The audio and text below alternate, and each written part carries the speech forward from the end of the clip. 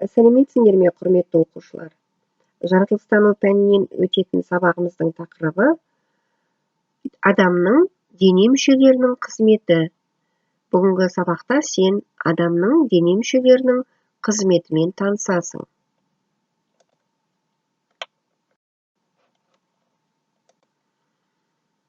Балалар, өткенді еске түсіру мақсатында адамның дене мүшелері тақырып бойынша мен сендерге сұрақтар қоямын, ал сендер өткенді еске түсіріп, дұрыс жауап беруге тырысыңдар. Балалар, адамның денесі несімен ерекшеленеді? Біз барлық қимылды не арқылы жасаймыз?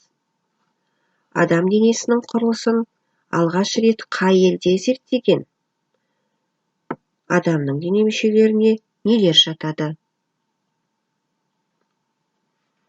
Жақсы балалар. Сонымен адамның денесі сыртқы құрылысымен ерекшеленеді екен. Біз барлық қимылымызды дене мүшелері арқылы жасайды екенбіз. Адам денесінің құрылысын алғашқы рет ежелгі Мысыр елінде зерттеген.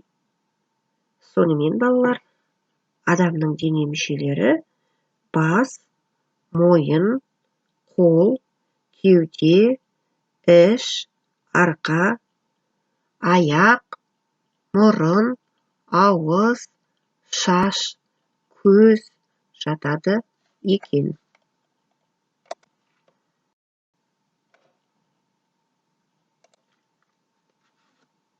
Балалар, бүгінгі тақырыбымызға сәйкес мұрын мен тіл мәтінін тыңдап көрелік.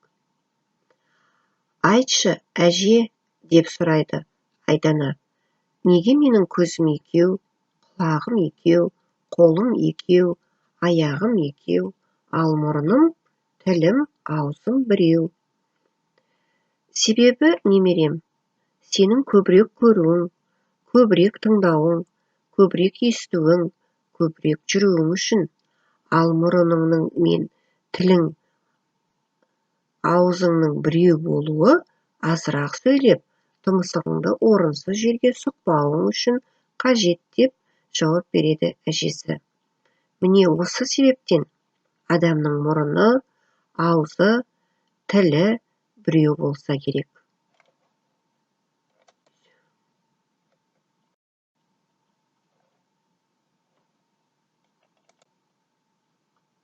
Ал енді балалар, тыңдаған мәтінімізді есімізге түсіре отырып, айырмашылық әдісі арқылы дене мүшелерінің қай түрінің екінші сыңары бар екенін анықтап көрелік.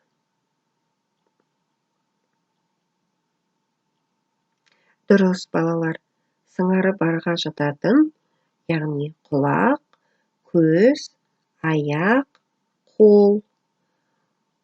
Сыңары жоқ, ауыз, мұрын, тіл. Жарайсыңдар, балалар.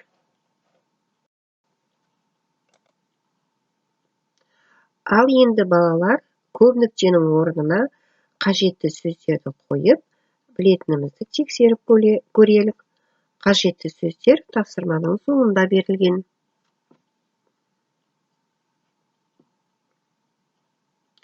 Жақсы, балалар.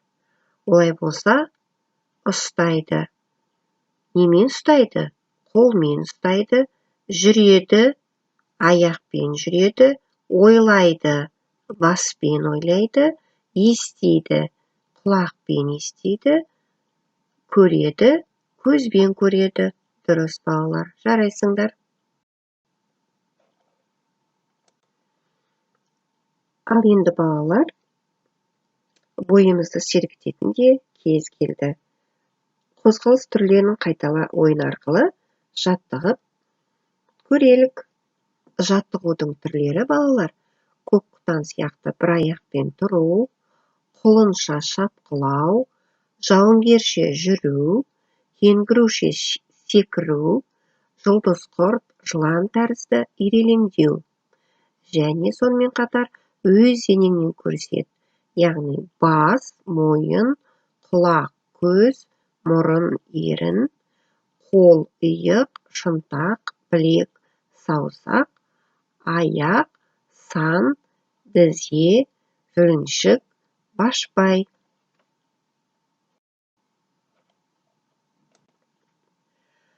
Ал енді балалар, тақырыпқа сәйкес екінші мәтінді тыңдап көріңдер.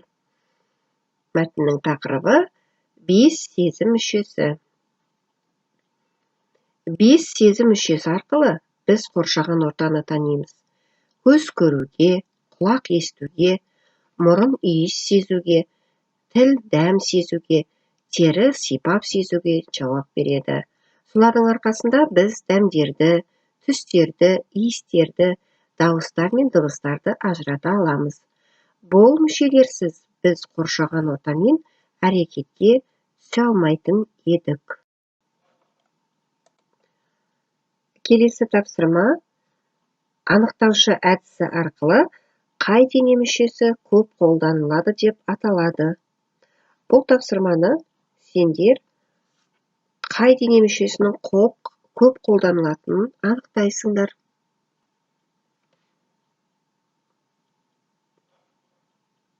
Жақсы балалар.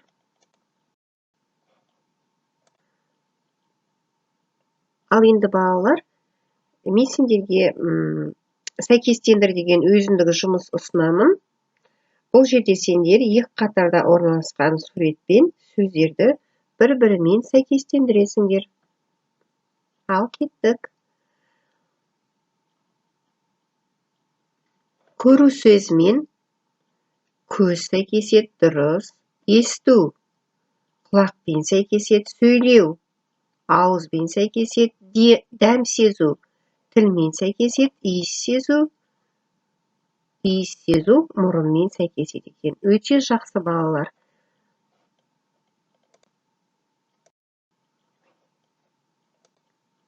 Балалар, екі көз не үшін керек? Жақсыларды көру үшін. Екі құлақ не үшін керек? Ақыл кеңес тыңдау үшін. Екі қол не үшін керек? Елге көмек беру үшін. Екі аяқ не үшін керек? Шетте жүрсең туған жерге жету үшін. Ал бастың не үшін керек? Бәрін ойлау үшін. Жарайсыңдар балалар, адамның дене мүшелерінің барлығының атқаратын қызметтері бар. Бір мүше болмаса, адам қиналады. Сол үшін өзімізді қорғап жүруіміз керек. Балалар, енді бүгінгі өткен тақырыбымызды қорытындылау үшін біз адамның әр дене мүшесінің өзінің қызметі бар екенін білдік. Мысалы, аяқпен жүреді, қолмен ұстайды, көзбен көреді, тағы басқа. Біздің дене мүшелеріміз әртүрлі қозғалыс жасауға мүмкіндік береді екен. Икемді, епті қозғалу үшін ұзақ уақыт жаттығу керек. Дененің өз жүйесі болады. Бұл жүйе ақпаратты миға жеткізіп тұрады. Ми барлық дене мүшесін қозғалысқа бағыттап отырады. Қозғалыс ұзақ өмір сүрудің кепілі. Ал енді балалар, бүгінгі өткен сабағымызды бағдаршам әдісі бойынша кері байланыс жасаймыз. Осымен сабағымыз аяқталды. Қош сау болыңдар балалар.